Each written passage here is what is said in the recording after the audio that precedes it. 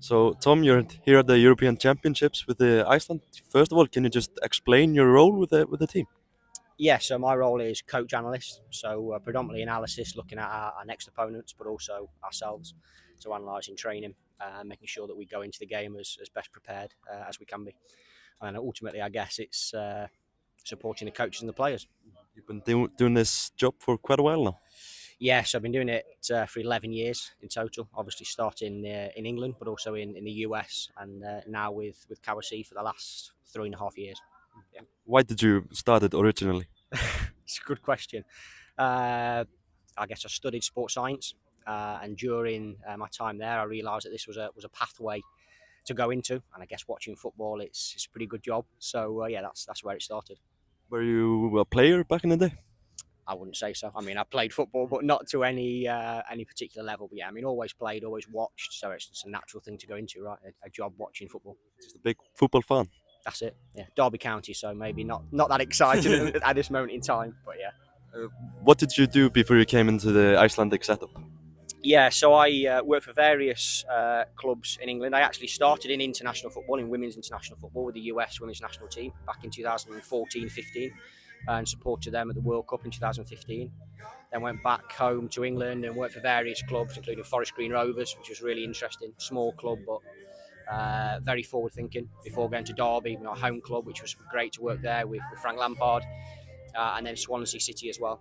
After that, I then moved into more of like a consultancy role, and that's how I started with Iceland. How was it to work with Frank Lampard? It was great. I mean, sort of my age, you grow up watching him, and then all of a sudden you're working underneath him. So fantastic experience. Just to see him on the training ground as well, and he could still play at the time, so it was great to see. And then you came to the Icelandic setup. Like, how did that come about really? Yeah, so 3.5 years ago, I think there was sort of internal discussions at Kawasi that they wanted to maybe improve the analysis function in the federation, which was probably quite new at the time.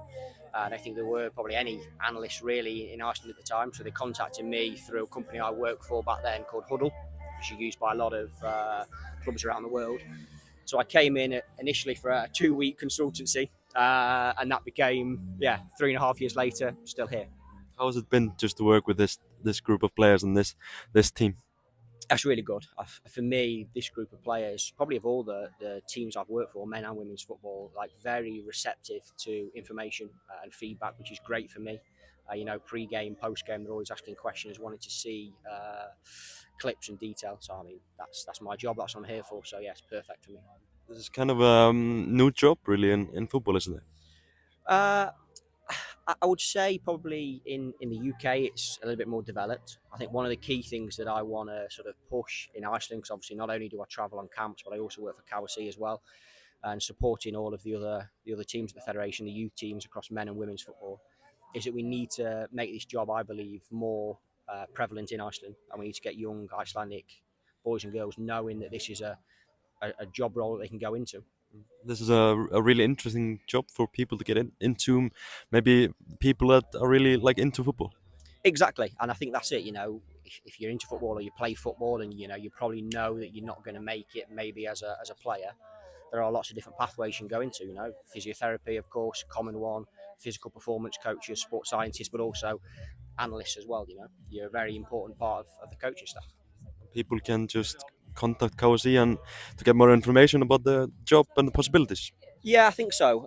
So there's now a course at Reykjavik University which is focused on performance analysis, which is a great first step. On the pro license last year, we delivered a module on analysis and recruitment to the pro license attendees, which was great. So the steps are there. We're putting steps in. But yeah, anyone sort of watching this that is interested in the role, feel free to reach out to me.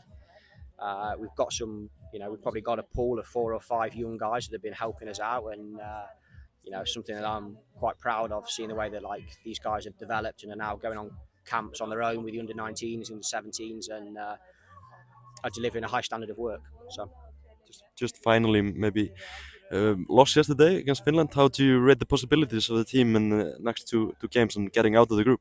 I think it's a great possibility for us. We know the two teams well. I think in the 4 games we played against them already this year, I would argue we've probably been the better side in most of those games. So yeah, looking forward to it. Everyone's in good spirits. 3 training sessions. We go again on Sunday. We're ready to beat Switzerland. Thank you, Tom, and good luck. Thank you.